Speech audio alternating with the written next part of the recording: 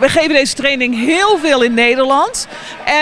En daar zien we natuurlijk bepaalde dingen terug. Dus wij weten waar we op insteken.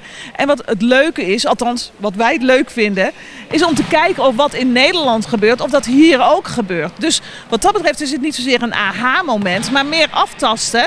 Past de cultuur die wij in Nederland hebben en de manier waarop wij onze Nederlandse kinderen begeleiden en coachen, past die hier ook? Of moet dat een beetje aangepast worden? En dat maakt het training geven op de Antillen zo leuk, want er is niet 1-op-1 Nederland.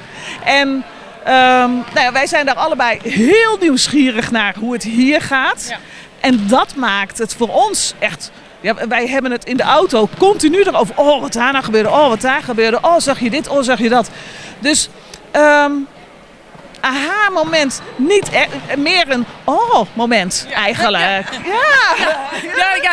Ja, dat omschrijft het eigenlijk het beste. Ja. En Jolande, heb je een paar woorden voor misschien iemand die kijkt, die graag wil volleybal spelen, beginnen of zijn schoenen afstoffen, weer beginnen te spelen?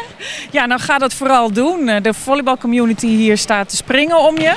En ik heb begrepen dat een aantal jaren terug het volleybal op een vrij hoog niveau hier was. Probeer met z'n allen dat niveau weer opnieuw te bereiken. En we hebben het er ook al over gehad om een leven lang volleybal mogelijk te maken. Dus vanaf klein totdat je niet meer kan. En dat zou geweldig zijn als we over een paar jaar te horen krijgen dat dat hier gelukt is met de mensen van Bonaire. Ja. Perfect, Masha, dankie. Ja, jij bedankt.